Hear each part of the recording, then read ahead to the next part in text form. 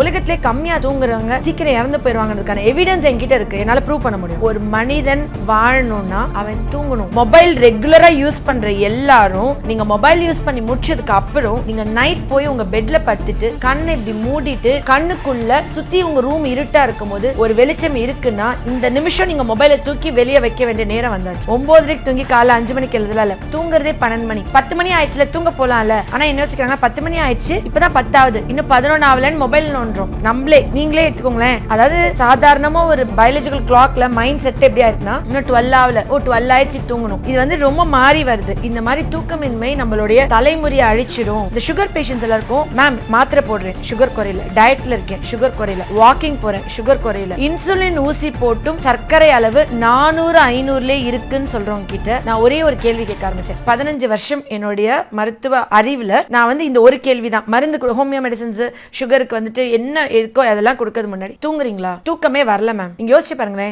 Sugar எனக்கு கண்ட்ரோலே ஆகல அப்படின்னு சொல்றவங்க எல்லாமே தூங்காதவங்களா இருப்பாங்க. நான் உடனே என்ன பண்ணேன், அவர்கிட்ட வந்துட்டு எந்த பேஷண்ட் வராங்களோ அவங்க கிட்ட தூக்கத்துக்கு மட்டும் மருந்து கொடுத்துட்டு போய் 8 மணி நேரம் நைட்டும் மத்தியானம் ஒரு 1 மணி நேரமும் தூங்கிட்டு இதே வாக்கிங் இதே டயட் எடுத்துட்டு வாங்கன்னு சொன்னேன். நான் இதை வந்துட்டு இந்த பிஹைண்ட் ரூட்ஸ் தலை மூலியமா ஒரு ஓப்பன் சேலஞ்சே வைக்கிறேன். நான் 8 மணி நேரம் நைட் தூங்கிட்டேன், மத்தியானம் 1 மணி நேரம் தூங்குறேன், எனக்கு சுகர் மினிமம் 140-170 மெயின்டைன் ஆகலன்னா எனக்கு கேளுங்க. நைட் ஒரு 10 மணிக்கு தூங்கி காலையில ஒரு 6 மணிக்கு எந்திரிக்கிற ஒரு தலைமுறையா திருப்பியும் பேக் டு இதுவா ஆன்செஸ்டர்ஸ்க்கு மாதிரி எல்லாத்தையும் இழுத்துட்டு போனோம் அப்படின்ற மிஷன்ல தான் நான் உங்களோட ஜாயின் பண்ணிருக்கேன். 3 ஸ்டேஜ் ஆஃப் ஸ்லீப் இருக்கு. நான் படுத்த உடனே ஃபர்ஸ்ட் 90 மினிட்ஸ் நல்லா ஆழ்ந்த தூக்கம் போவேன், அப்புறம் மிட் ஸ்லீப், அப்புறம் ரேபிட் ஐ மூவ்மெண்ட் ஸ்லீப். அதாவது கண்ணு ஆடிட்டே இருக்கும், கனவு நிலையில இருப்போம் விதிகாலையில். அந்த டைம்ல இந்த ரேபிட் ஐ மூவ்மெண்ட் ஸ்லீப் வந்து ஒருத்தவங்களுக்கு தொடர்ந்து 3-4 நாளுக்கு ஒழுங்கா தூங்காம கண்ணை மூடின மாதிரியே இருக்கு, ஆனா நான் தூங்கவே இல்லை, எனக்கு ஓடிட்டே இருக்கு, சுத்தி இருக்கிற சத்தம் கூட கேக்குது அப்படின்னு ரேபிட் ஐ மூவ்மெண்ட் ஸ்லீப். இந்த மாதிரி தொடர்ந்து 3 நாள் ஒரு ஆள் போயிட்டாங்கன்னா அதுக்கப்புறம் ரொம்ப டயர்ட், சோர்வு, மனப்பதட்டம், கோவம், அப்புறம் அழுகழுகியா இருக்கிறது, ஒரு